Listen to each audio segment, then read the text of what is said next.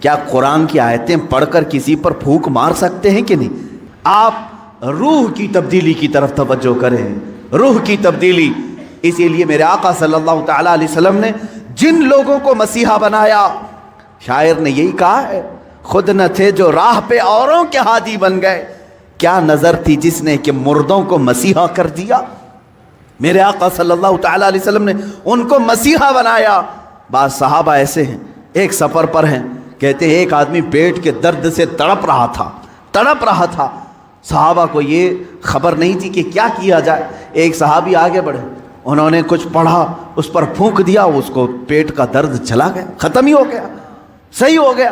سارے صحابہ نے پوچھا کہ تو کیا حکیم ہے، تو کیا معالج ہے، طبیب ہے، کیا کیا تو نے؟ اس صحابی نے کہا مجھے کچھ سمجھ میں نہیں آ رہا تھا، یہ بڑی تکلیف میں تھا، جس کے ہاں یہ لوگ مہمان تھے، میں نے سورہ فاتحہ کی تلاوت کی اور اس پر پھونک دیا، اس کا پیٹ صحیح ہو گیا۔ لیکن صحابہ ہر چیز کو اس طرح سے نہیں لے لیتے تھے۔ سارے صحابہ ان کے اوپر جرح کرنے لگے، یہ کام کیا تجھے رسول اللہ نے کرنے کا حکم دیا تھا یا خود سے کیا؟ اس صحابی نے کہا نہیں، حضور نے تو ایسا کچھ کہا نہیں، میں نے خود کیا۔ پکڑ کر لے چلے حضور کی بارگاہ میں۔ کیا قرآن کی آیتیں پڑھ کر کسی پر پھونک مار سکتے ہیں کہ نہیں؟ یہیں سے، اس حدیث سے ہی ثابت ہوتا ہے کہ ہم جو بزرگان دین کے پاس دم کرانے کے لیے جاتے ہیں، وہ صحابہ آئے، کہا اے اللہ کے نبی صلی اللہ علیہ وسلم، آپ کے اس صحابی نے آج ایک عجیب و غریب عمل کیا۔ کہا کیا کیا؟ ایک شخص کا پیٹ شدت سے درد کر رہا تھا، انہوں نے سورہ فاتحہ پڑھ کر کے اس پر دم کر دیا۔ حضور مسکرائے اور فرمایا کیا تمہیں معلوم نہیں سورہ فاتحہ کا ایک نام سورہ شفا بھی ہے؟ سورہ فاتحہ کا ایک نام سورہ شفا بھی ہے۔ میرے صحابی نے جو کیا بالکل صحیح کیا۔ عزیزان گرامی وقار، سورہ فاتحہ آپ بھی پڑھے ہیں، بہت سارے لوگ پڑھیں، پھونک ماریں، کتنوں کا درد جائے گا۔ یہاں کیا ہے؟ زبان کی تاثیر ہے۔ جب دل اندر سے پاک ہو، زبان سے جو نکلے وہ اثر رکھتا ہے۔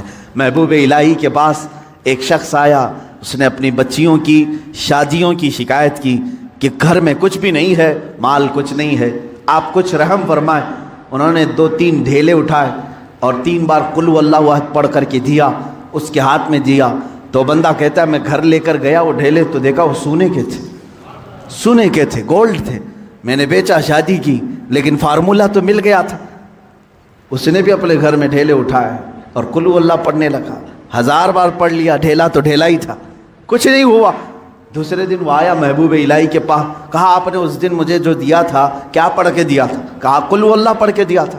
کہا میں کتنی مرتبہ آپ نے پڑھا تھا شیخ محترم؟ محبوب الہی نے کہا 3 بار پڑھا تھا۔ کہا میں 1000 بار پڑھا، ڈھیلا بدلا ہی نہیں، ویسے ہی ہے۔ محبوب الہی نے فرمایا جا پہلے اپنی روح بدل لے، ہر چیز بدل جائے، اپنا دل بدل لے، اللہ تیری زبان سے ہر چیز کو بدل دے گا۔ آپ کی تاثیر جو ختم ہوگی تو روح کے بدلنے سے، آپ نے اپنی روح کو اور اپنے قلب کو غلاظتوں میں اگر رکھا ہے تو زبان کی تاثیر ختم ہو جاتی۔ حضرت سیدنا سلیمان جزولی رحمۃ اللہ تعالی جو دلائل الخیرات شریف کے مصنف، وہ کہتے ہیں درودوں کا مجموعہ انہوں نے لکھا ہے، کتاب لکھی ہے۔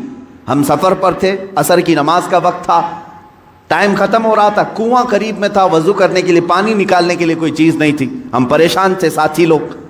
ایک چھوٹی سی 10 سال کی بچی آئی، اس سے کہا بیٹا تمہارا گھر قریب ہے تو بکیٹ کچھ لے آؤ، ڈول لے آؤ، پانی نکال کر ہم وضو کرنا چاہتے ہیں۔ اس لڑکی نے کہا پانی چاہیے آپ کو۔ وہ گئی اس کنویں کے پاس کھڑی ہو کر اپنا تھوک ڈال دی، تھوک دیا اس نے، اور پانی جوش مار کر اوپر آیا۔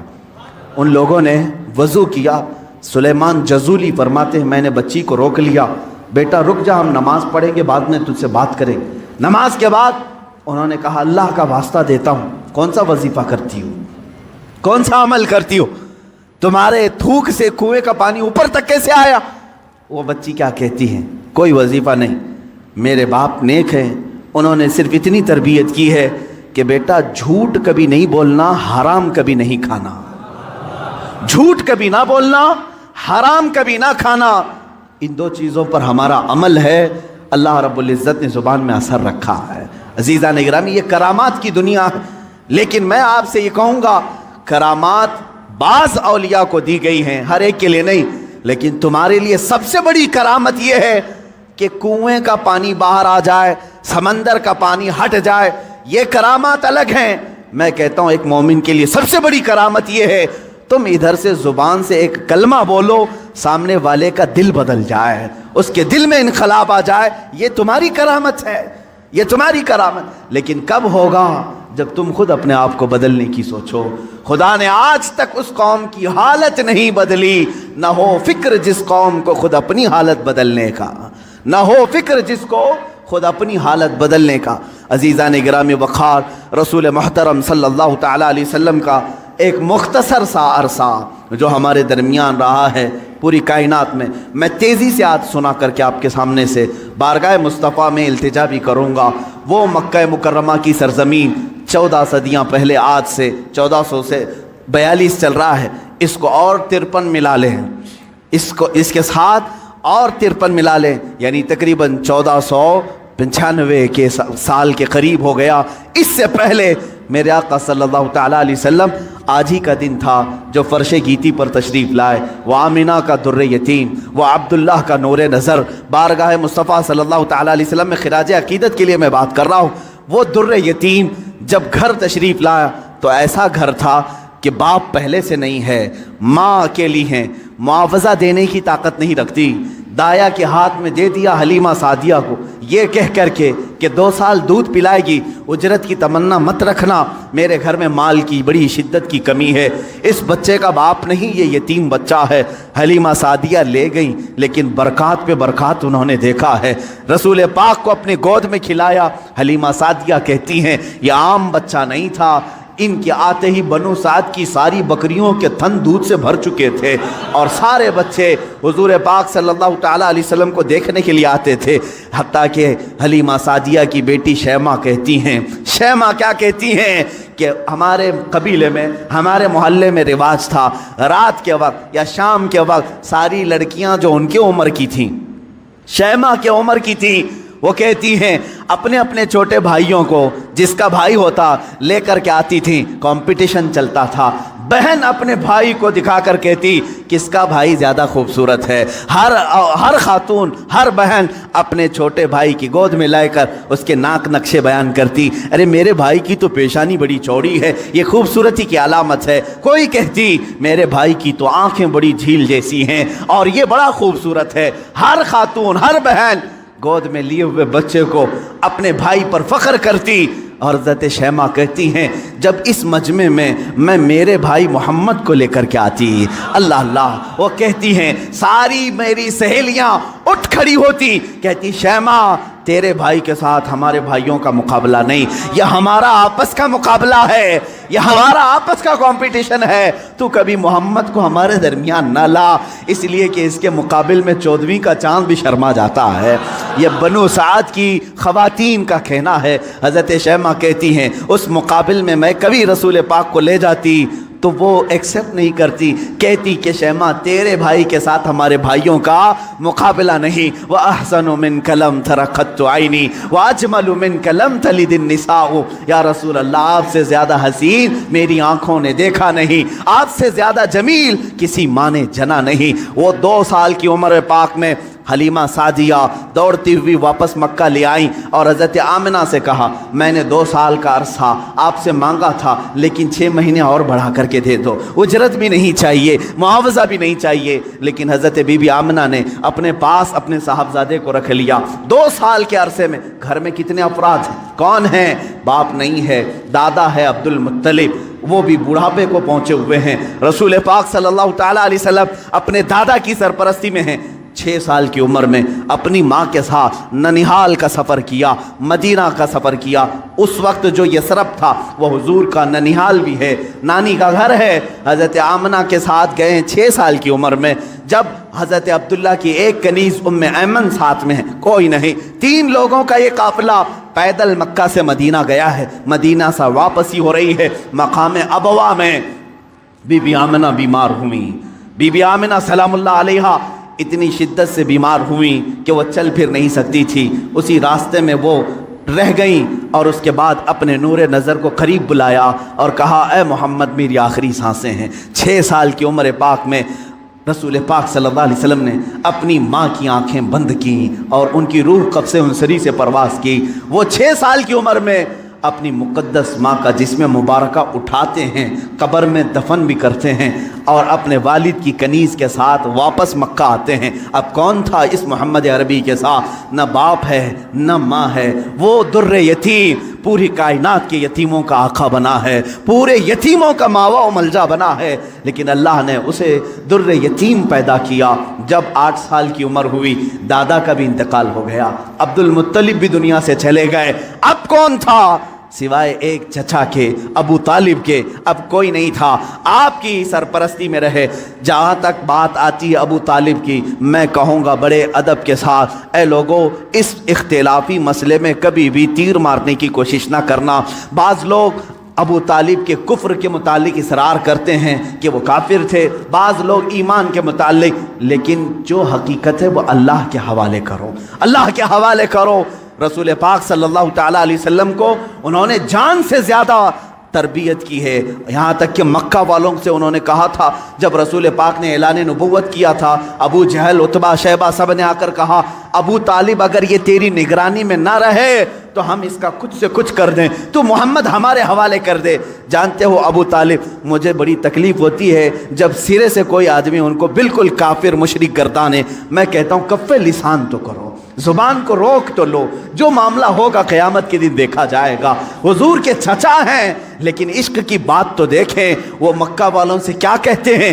کوئی محبت کرنے والا ہی یہ جملے کہہ سکتا ہے۔ مکہ والوں سے انہوں نے کہا، اے مکہ والوں سن لو، تم اگر میرے ایک ہاتھ میں چاند رکھ دو، دوسرے ہاتھ میں سورج رکھ دو، تب بھی میں محمد تمہارے حوالے نہیں کر سکتا۔ یہ ابو طالب کے الفاظ تھے جو رسول پاک کے لیے انہوں نے فرمائے تھے۔ میں ادب سے کہتا ہوں، لیکن پھر ساتھ میں ایمان و کفر کا معاملہ اللہ کے حوالے کرتا ہوں، اس لیے کہ اس پوری قوم کو نہ جنت دینا ہے نہ دوزخ دینا ہے، نہ قیامت کے دن تمہارے ہاتھ میں فیصلہ ہے نہ میرے ہاتھ میں فیصلہ ہے۔ ابو طالب جنت میں جائیں گے کہ جہنم میں جائیں گے، میں کون ہوتا ہوں فیصلہ کرنے والا؟ نہ اعلیٰ ملائکہ میں سے ہیں ہم، نہ فرشتوں میں سے ہیں، بلکہ اللہ رب العزت کے حوالے ہے یہ فیصلہ، ہر ایک کے جنت و دوزخ کا فیصلہ۔ بہرحال 12 سال کی عمر میں ابو طالب نے رسول پاک کو اپنا ساتھی بنا لیا۔ ایسا مجھے بتاؤ ابو طالب پر جب بھی باتیں آئیں ادب کے ساتھ کہو، ادب کے ساتھ کہو۔ میں نے ابو طالب کو بہت پڑھا ہے، وہ رسول پاک کو چھوڑ کر ایک لمحہ بھی نہیں رہتے تھے، ایک لمحہ نہیں رہتے۔ 12 سال کی عمر میں جب انہیں یمن کی تجارت پہ جانا تھا، ابو طالب نے انہیں چھوڑا نہیں، رسول پاک کو تجارت کے سفر میں ساتھ لے لیا۔ بیچ راستے میں ایک جگہ پڑا ہوا، وہاں ایک راہب تھا، عیسائی راہب، اور اس نے دیکھا، چہرے پاک کو دیکھ کر اپنی کتابوں میں پڑے ہوئے ساری علامتیں دیکھ لیا، اس نے مہمان بنا لیا۔ ابو طالب سے پوچھا تم کہاں سے آ رہے ہو، کون سا خاندان ہے؟ جب انہوں نے بتایا تو وہ راہب کہتا ہے، بحیرہ راہب، اے ابو طالب میری بات سنتے ہو تو سن لو، جو تمہارے ساتھ بچہ تمہارا بھتیجا ہے یہ اللہ کا سب سے آخری رسول ہوگا، یہ سب سے آخری رسول ہوگا۔ تم جا رہے ہو شام یا یمن، وہاں یہودی اس کے جانی دشمن ہوں گے، وہ بچے کو مار ڈالیں گے، قتل کریں گے، لہٰذا تم اپنی تجارت کا سامان یہیں بیچ دو اور واپس مکہ لے جاؤ۔ ابو طالب نے صرف رسول پاک کی جان کی حفاظت کے لیے پورا تجارت کا قافلہ وہاں بیچ دیا، واپس مکہ تشریف لائے۔ ابو طالب نے 25 سال کی عمر تک رسول پاک کی ایسی تربیت کرتے رہے۔ میرے آقا صلی اللہ تعالیٰ علیہ وسلم کی پرورش میں انہوں نے کوئی فر و گزاشت نہیں کیا، کچھ نہیں چھوڑا۔ جب آپ کی عمر 25 سال کی ہوئی، میرے آقا کی شادی کی عمر ہے، یہ شادی کی عمر ہے، رسول پاک کو سامنے سے پیغام آیا بی بی خدیجۃ الکبریٰ کا، جو مکہ کی طاہرہ تھیں۔ لوگ کہتے ہوں گے مالدار سے شادی کیا، بلکہ آپ کو یہ معلوم نہیں، پورے مکہ میں حضرت خدیجہ کا ایک لقب مشہور تھا، طاہرہ ان کو کہا جاتا تھا۔ حضور کے پاس جب ان کا پیغام نکاح آیا، آپ نے ایکسیپٹ کیا۔ آپ سوچیں 25 سال کی عمر میں 40 سال کی خاتون سے نکاح کرنے والا صرف عورتوں کا دلدادہ نہیں ہو سکتا، وہ بھی بیوہ عورت، 2 شوہر ان کے ہو چکے تھے، اس سے پہلے انتقال کر چکے تھے، تیسرے شوہر میرے آقا ہیں۔ رسول پاک صلی اللہ تعالیٰ علیہ وسلم کی شادی ہو رہی ہے، شادی کا جو خطبہ نکاح ہے کوئی اور نہیں ابو طالب ہی پڑھ رہے ہیں۔ ابو طالب نے خطبہ پڑھا، خطبے کے الفاظ بھی دیکھیں، کہیں ایک شرک نہیں، کہیں ایک کفر نہیں، بلکہ اللہ کی حمد و ثنا ہے، رب ذوالجلال کی تعریف و توصیف ہے۔ اس کے بعد رسول پاک کی تعریف بھی اس خطبے میں موجود ہے۔ وہ خطبہ آج بھی موجود ہے، کتابوں میں لکھا ہوا ہے۔ ابو طالب نے جو رسول پاک کے نکاح میں خطبہ پڑھا تھا، کوئی اور نہیں پڑھا، چچا نے خطبہ پڑھا، اور اس کے بعد محمد صلی اللہ تعالیٰ علیہ وسلم کا نام لیتے ہوئے پھر سارے مجمع میں کہا یہ میرا عزیز از جان بھتیجا محمد ہے، اس سے زیادہ شریف پورے مکہ میں تم لا نہیں سکو گے، اس سے زیادہ حسین تم پورے عرب میں لا نہیں سکو گے۔ اس کے بعد کہا محمد کا جو مہر طے پاتا ہے وہ ابو طالب کے مال سے جائے گا، خدیجۃ الکبریٰ کو جو مہر دیا گیا رسول پاک کا وہ بھی ابو طالب کے مال سے دیا گیا ہے، رسول پاک کے اس چچا کے مال سے۔ اب یہ زندگی ہے باپ ازدواجی زندگی ہے، میرے آقا سیدہ خدیجہ کے ساتھ 25 سال گزارتے ہیں۔ 50 سال کی عمر مبارکہ جب میرے آقا کی ہوئی، یعنی 40 سال کی عمر پاک جب تھی، تب اللہ تعالیٰ نے آپ کو حکم دیا اے رسول آپ اعلان کر دیں میں اللہ کا آخری رسول ہوں، بتوں کی عبادت چھوڑ دو، ایک خدا کی عبادت کی طرف آؤ۔ یہ حضور کی 40 سالہ زندگی میں جو انقلاب آیا، اب مکہ والوں کی یہاں سے ستم ظریفیاں شروع ہوئیں۔ میرے آقا نے سب کو جمع کیا مکہ کے ایک سرزمین پر، میدان میں پوچھا میرے بارے میں تمہارا کیا خیال؟ سبوں نے کہا تم آج تک کبھی جھوٹ نہیں بولے اور کبھی کسی کی امانت میں خیانت نہیں کی۔ حضور نے فرمایا اے مکہ والو، اگر میں یہ کہہ دوں ان پہاڑوں کے پیچھے ایک فوج چھپی ہے جو تم پر حملہ کرنا چاہتی ہے، کیا میری اس بات پر یقین کرو گے؟ سارے مکہ والوں نے ایک زبان ہو کر کہا آج تک کبھی آپ نے جھوٹ کہا نہیں، اگر آپ کہتے ہیں کہ فوج ہے ہم اس کو بھی مانیں گے، ہم اس کو بھی یقین کے ساتھ تسلیم کریں گے۔ حضور نے فرمایا جب میری باتوں پر اتنا تمہیں یقین ہے تو سنو، میں تمہیں کہتا ہوں اللہ ایک ہے، خدا ایک ہے، معبود ایک ہے، مسجود ایک ہے، ہر ایک کے سامنے سر جھکانا یہ تمہیں زیب نہیں دیتا، اور میں محمد اللہ کا آخری رسول ہوں، اس کی طرف سے اخلاقی تعلیمات لے آیا ہوں، تمہاری روحوں کا بدلنے آیا ہوں۔ جب میرے آقا نے فرمایا سارے مکہ والے ناراض ہوئے، سوائے حضرت علی کرم اللہ وجہہ الکریم کے کوئی اس میدان میں ایمان لانے والا نہیں تھا۔ حضور پاک صلی اللہ علیہ وسلم کی دعوت کی ابتدا صرف 2 لوگوں سے شروع ہوئی، ایک حضرت علی سے، دوسرے حضرت خدیجہ سے۔ کبھی نا امید مت ہو، اپنی دعوت اثر کتنا رکھتی ہے یہ اللہ کے اوپر چھوڑو، بولنا سیکھو، آج نہ صحیح کل مولا تعالیٰ تمہاری اس دی ہوئی دعوت کو پائے تکمیل تک ضرور پہنچائے گا۔ 2 لوگوں سے دعوت شروع ہوئی، ایک علی سے ایک خدیجہ سے، لیکن وہ دعوت آج کہاں کو پہنچی ہے؟ آج تقریباً پوری دنیا میں 2.25 ارب لوگ 180 کروڑ کی تعداد میں مسلمان جی رہے ہیں۔ وہ 2 لوگوں سے شروع ہونے والی دعوت 200 کروڑ کو پہنچ چکی ہے، لیکن ایسا سیل رواں ہے کہ تھمنے کا نام نہیں لیتا۔ وہ دعوت رسول اللہ کی جو مکہ کی ان چوٹیوں سے نکلی تھی، فاران کے ان پہاڑیوں سے نکلی تھی، آج تک زندہ ہے اور صبح قیامت تک یہ دعوت زندہ ہی رہے گی۔